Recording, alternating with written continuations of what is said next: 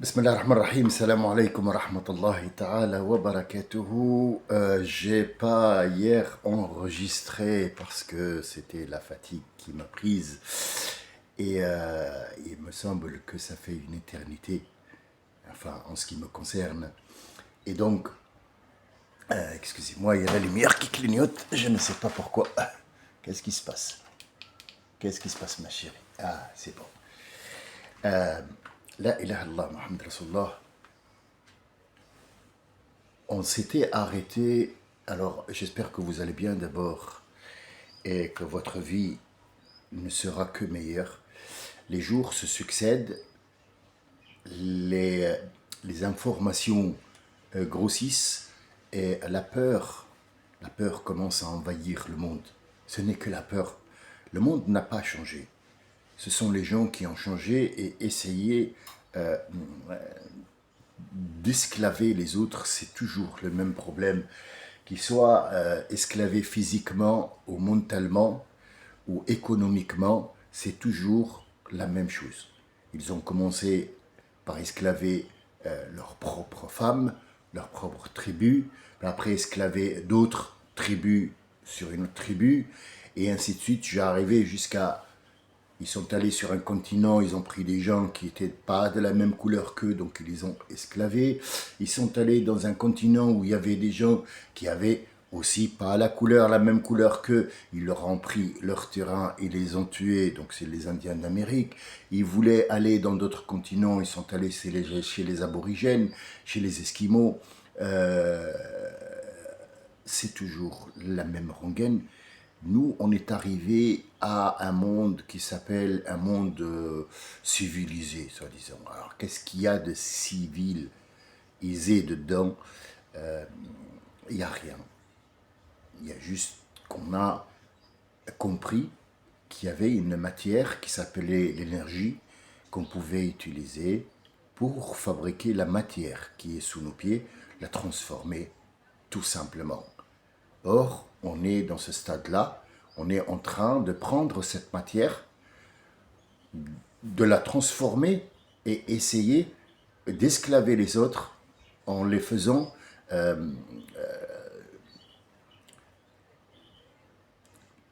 adapter, non, je dirais pas le mot adapter, mais en faisant d'eux des addicts à ces produits-là, peu importe, alimentaires ou vestimentaires ou dans le secteur de l'automobile, l'industrie, peu importe. Ce sont des gens qui sont adeptes. Ils ne peuvent plus se passer de tout ce qui les entoure. Alors personnellement, si vous voulez que je vous donne mon idée à moi, personnelle comme étant un être humain qui vit sur la Terre et qui vit dans cette société, qui a un téléphone et qui vous filme là, qui se filme pour vous et qui se dit, qui échange, j'ai besoin de lunettes. Si j'ai pas des lunettes, je suis un peu myope. Donc je ne peux pas dire que moi, j'ai plus besoin. Non, non, on a besoin de choses, mais disons des choses futiles. Parfois, il y a des vides-greniers qui se font un peu partout. Alors, qu'est-ce qu'un vide-grenier? Alors, le grenier, il existe chez tout le monde, chez les Grecs, chez les Marocains, chez les Espagnols, et ça diffère. Le grenier, il est où? Par exemple, en France, il y a des greniers, mais il y a des gens qui ont adapté, avec la construction des immeubles et tout ça, ils ont adopté les caves. Donc, ces caves-là, en fait, excusez-moi, ces caves font office de grenier où on met les choses encombrantes. C'est des choses qu'on a utilisées, ils commencent à nous encombrer, donc qu'est-ce qu'on fait? Ben, on va les mettre dans le grenier. À un certain moment, on va vider le grenier parce qu'il ne supporte plus, donc on va mettre les choses qu'on a achetées chères à 3 fois rien, et bon, bah, ça fait qu'on se libère d'un poids. Alors ce poids-là, la question, qui qui t'a obligé d'avoir ce poids et de lui faire une place dans la maison pour encombrer les choses? Personne. C'est toi et toi seul qui est allé acheter ça, sachant qu'elle te sert à rien. Je ne suis pas là pour faire une morale ni pour donner une leçon. Il m'est arrivé d'acheter des trucs qui est jugé après pas nécessaire. Je vous donne un exemple pour les touristes qui vont par exemple dans les pays nord-africains comme par exemple la Tunisie ou le Maroc où il y a des souks où on vend de la poterie avec énormément de couleurs et de lumière. Ces souks généralement, quand on prend un produit de chaque, il ne représente absolument rien et ça signifie rien du tout. Mais l'entassage de ces choses-là, qu'on appelle stock aussi, stocker, rempli l'espace, fait en sorte que le gars ou la dame ou la personne, on va dire la personne qui vient en vacances est d'abord ébloui par toutes ces couleurs. En plus, il est en vacances, donc tout lui est permis. On va utiliser cette technique-là pour lui vendre un tapis, ou alors une lanterne, ou alors une poterie, et on va lui faire comprendre que ça fait partie des 1001 nuits de Shahrazad, et donc il rentre avec, que ce soit en Allemagne, en France ou en Italie, ou peu importe le pays où il va, quand il rentre avec son objet, il tourne en rond, et il ne trouve pas où le mettre. Donc il y a la première période où il se rappelle, il est encore frais des vacances, donc ça lui fait quelque chose. Donc passer l'hiver et passer l'automne, il ne sait plus quoi en faire parce qu'il ne trouve pas sa place chez lui, dans sa culture, dans sa décoration, dans sa maison. Qu'est-ce qu'il va en faire? Elle va se taper 1 an, 2 ans, puis après il va essayer de s'en débarrasser parce qu'il ne trouve pas, et rebelote l'année prochaine, il va aller en Chine ou quoi que ce soit, il va apporter quelque chose de là-bas aussi, et voilà. Donc, à force de forger, on peut éventuellement devenir forgeron, mais c'est pas toujours sûr, ce dicton n'est pas toujours vrai. Donc passons aux choses sérieuses et nous sommes arrêtés sur l'exemple concret que j'ai donné pour un homme et une femme. Et donc j'ai commencé à dire comment elle lui se comportait, elle aussi, et puis après les enfants. Et donc les enfants, pour faire court, parce que si on se lâche sur ce sujet-là, on n'a pas terminé le reste de la sourate qui est aussi plus importante. Donc as-sabiqoun, c'est ceux qui ont choisi un bon chemin, une bonne directive. Il a un savoir-faire, un savoir-être, surtout il faut qu'il soit alerté de tout ce qui passe autour de lui et surtout avoir une belle vision d'après, et parce que quand il va mettre au monde des enfants, il va devenir à son tour, et elle aussi à son tour, mère et père. Alors mère et père, c'est très compliqué parce que l'homme, en général, le masculin, a 3 fonctions dans sa vie. Il peut en avoir que 2 seulement. Ou alors, il peut en avoir une seule. Dans le cas où il se passe que cette personne a 3 fonctions dans la vie. Ces 3 fonctions-là, ils sont évoqués dans cette sourate sur 3 ayats. Ils sont là, les 3, ils sont là. Alors, la première, c'est l'homme. Il est homme, ça veut dire masculin. Masculin, donc il a un appareil de reproduction qui est masculin. L'autre, elle a un appareil de reproduction qui est féminin. Donc lui, il a le spermatozoïde, elle a l'ovaire, ce qui va faire en sorte qu'ils soient des géniteurs. Hommes et femmes, masculin, féminin. Ce sont que des géniteurs. Donc génétiquement, cette graine, cet enfant qui va naître, va être d'un mélange de 2 personnes. Bien. Jusque-là, ce ne sont que des géniteurs. Mais le jour où il va y avoir ovulation, fécondation, enfant, la donne va changer, ils vont devenir père et mère. Et avec juste un léger, si vous voulez, un plus pour la dame que Dieu a donné à cette dame-là, il va lui donner la possibilité d'être la base de cette graine. Sans elle, cette graine, elle est absolument rien du tout. C'est elle qui va lui donner les sens, les sensations, le visage, les chromosomes, le sang.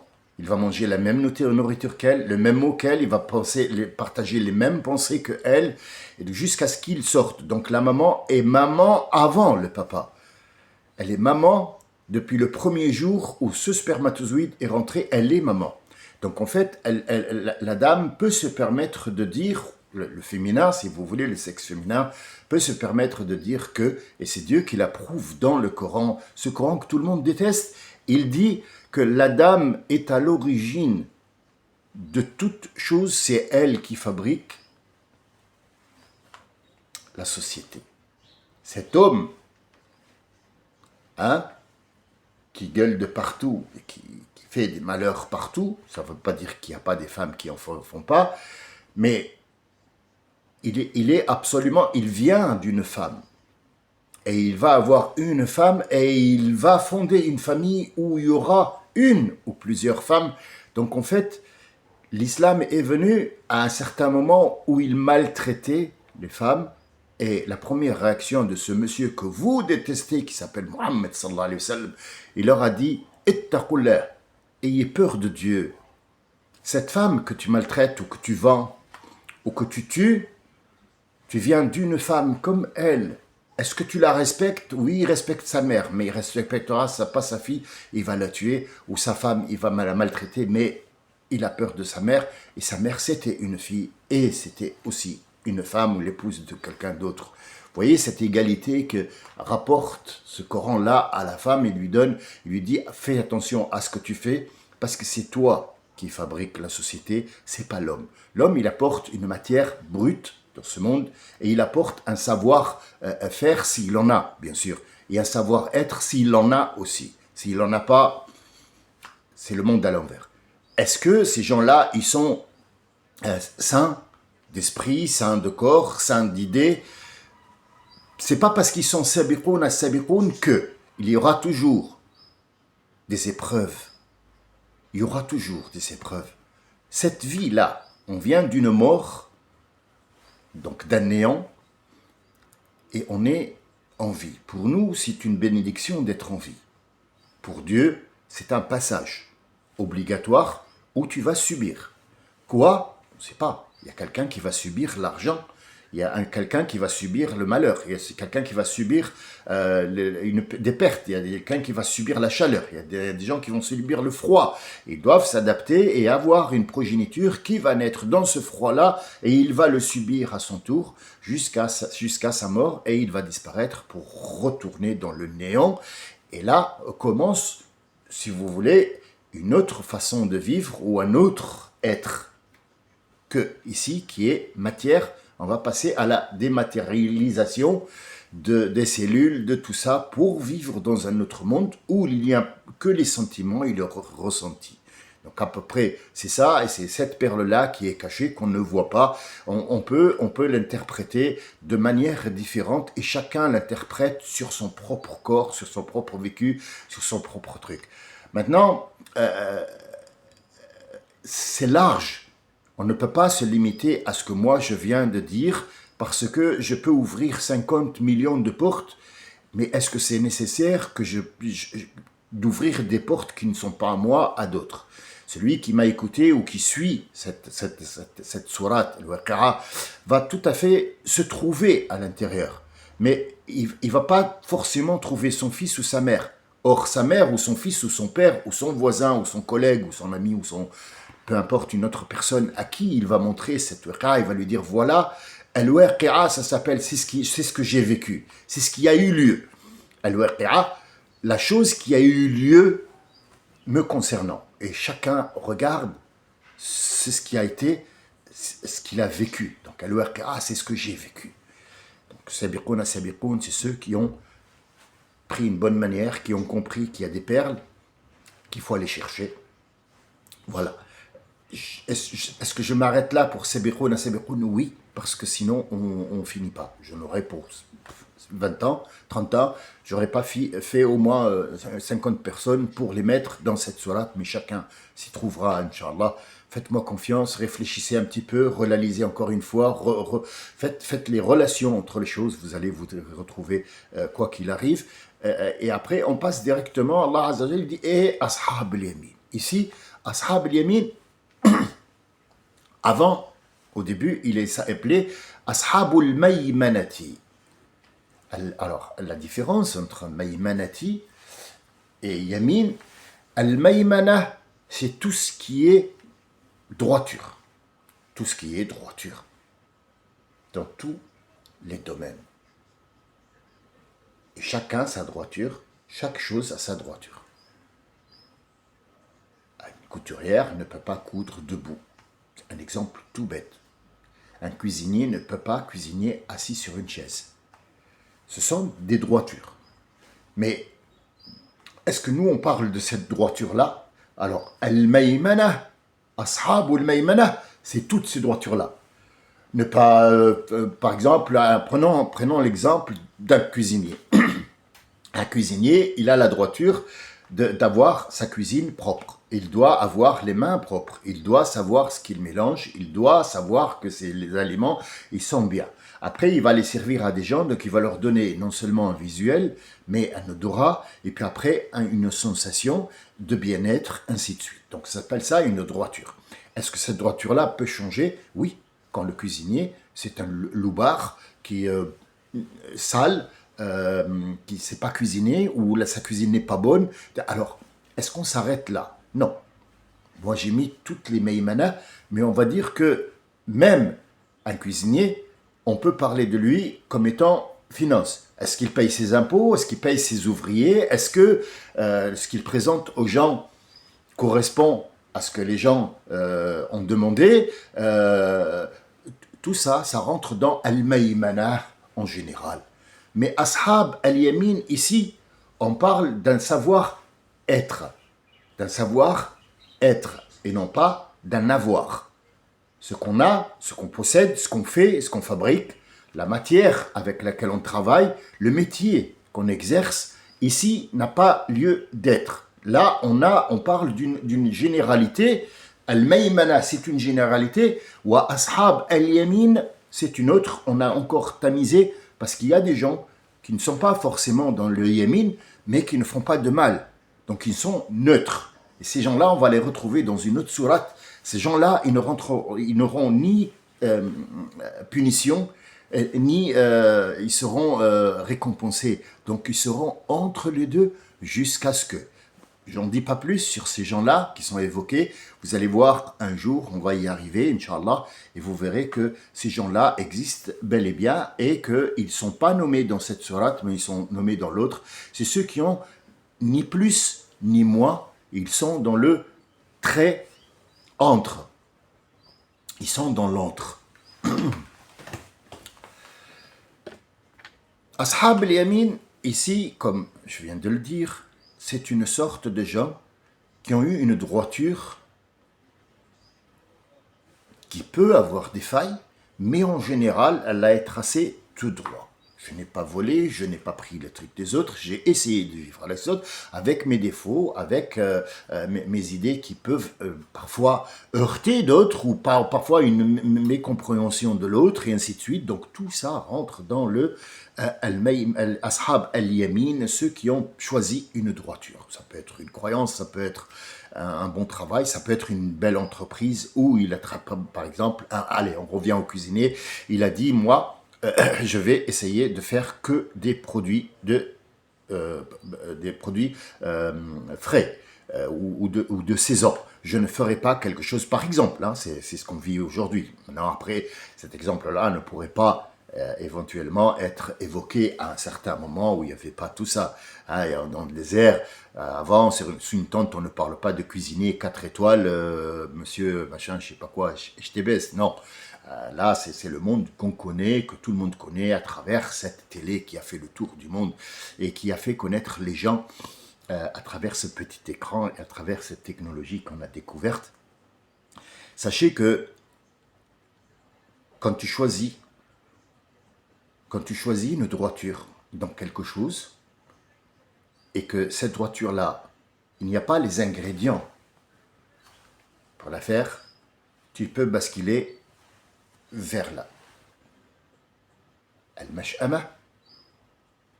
Al-mash'ama, c'est tout ce qui est mauvais. On dit al-shu'um, c'est tout ce qui est mauvais. Shu'um.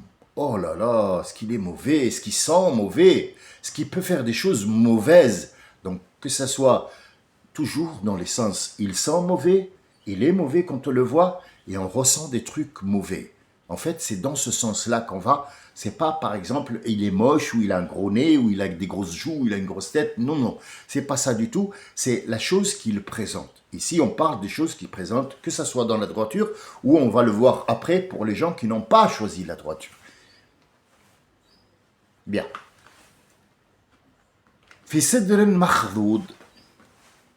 Il nous décrit, ashab al-yamin, les gens de la droiture, qu'est-ce qu'ils ont comme ici, comme récompense après avoir fait cette droiture-là.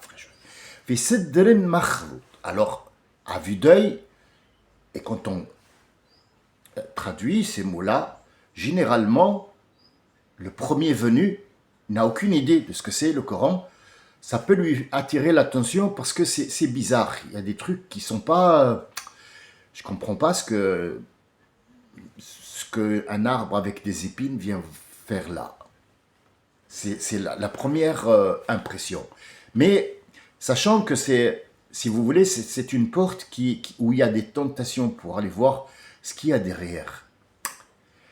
Sidr, c'est un arbre, généralement, qui pousse dans les déserts, pas forcément en Arabie Saoudite, non, dans les déserts, mais généralement, c'est la terre d'où il vient. Après, c'est bien sûr reproduit ailleurs, c'est tout à fait normal. La tomate était à l'époque de la pomme de terre sur, voilà, toute la terre était après, il y a eu une montagne, des plaines, machin, des montagnes qui sont descendues, ils ne sont plus des montagnes, c'est des fonds de mer. Maintenant, l'Himalaya, c'était la mer qui est montée, c'est devenu des montagnes. Donc, en fait, ces étapes de la vie, ce changement dans la géographie, a fait en sorte que les plantes donnent autre chose à chaque fois. La pomme de terre, c'est la même graine que la tomate et le tabac.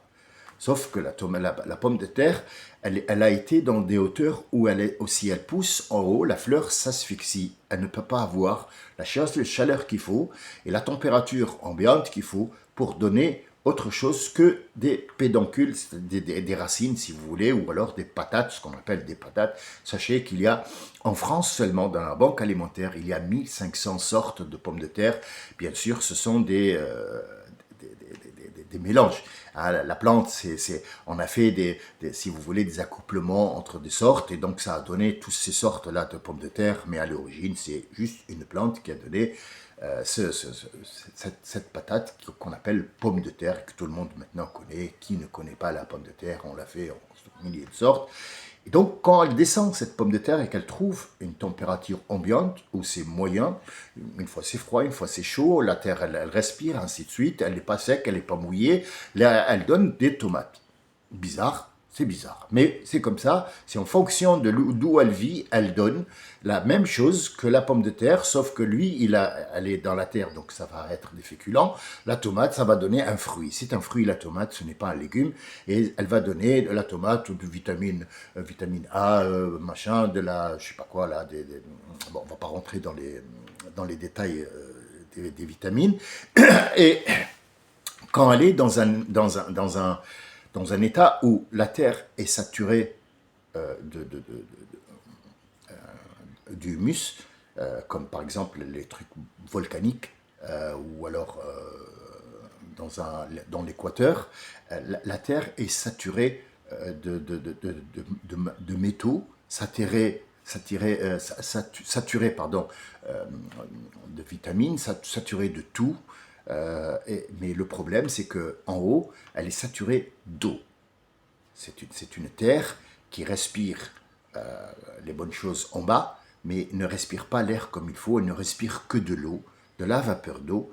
Donc elle va donner des grosses feuilles pour aller chercher cette lumière, pour aller sortir de cette eau-là, pour aller chercher ce soleil qui est sec. Donc en fait, elle va se déployer et en fait, on a l'impression qu'elle est intelligente parce qu'elle va chercher ce soleil, elle va se frayer un chemin. Donc elle fait des grosses feuilles pour aller respirer le plus possible.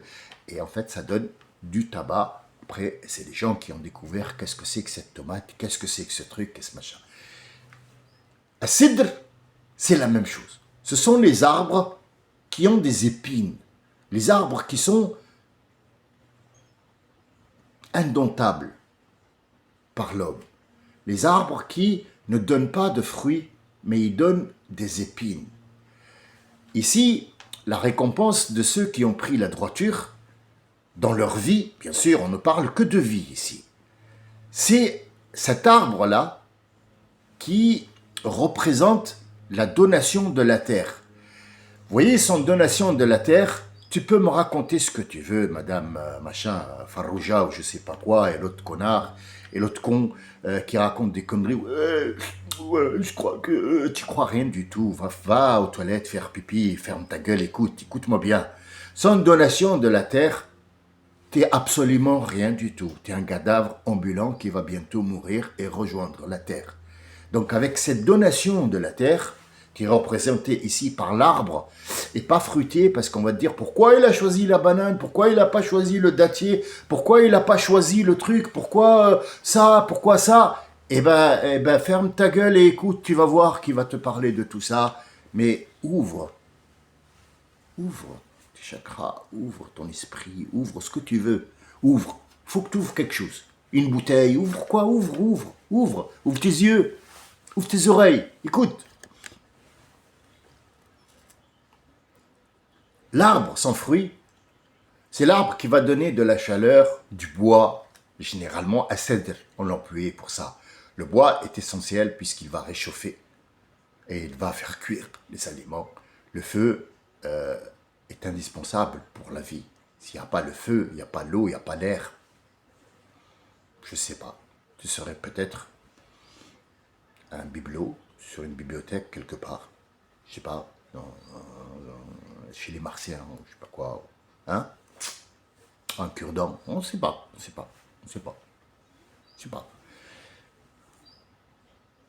Ici, il est sans épines. Il est sans épines. C'est la récompense de qui? Ceux qui ont fait la droiture. Ça veut dire que tout le monde court derrière ce bois qui va donner énormément de choses. De la cendre va donner du bois, va donner de la chaleur, du feu. Cette cendre va être reproduite dans la terre pour fertiliser la terre. En fait, il représente énormément de choses. C'est pas l'arbre en lui-même, mais ce qu'il représente, ce qu'il apporte. Et tout ce que vous trouverez dans votre vie, en train d'utiliser des choses, viennent de ce qui va être nommé là. Donc le feu, on commence par le feu. Le feu, ça représente cet arbre-là qui va donner le bois, la matière, et le feu, et tout ce qui s'ensuit, mais sans épines. Ça veut dire que l'autre, il va récolter les épines et il va se piquer. Mais toi, tu vas la voir, ce que ce monsieur-là court derrière, donc l'argent, machin, toi, tu vas la voir en toute tranquillité, sans peine, parce que tu as choisi une droiture. Nous reprenons le cas et on va le suivre, ce cuisinier, comme on peut sur n'importe qui. Il a choisi de travailler une matière noble, qui est la matière première de la saison. C'est-à-dire, cette saison, il y a des carottes.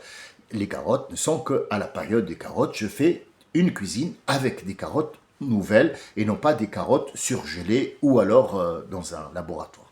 Bien, il va avoir une peine à arriver pour fidéliser des clientèles, pour leur donner quelque chose de bien, servir une assiette jusqu'à de bouche à oreille. Et de bouche en bouche, eh ben écoutez, on va avoir une clientèle de luxe qui sait reconnaître les choses.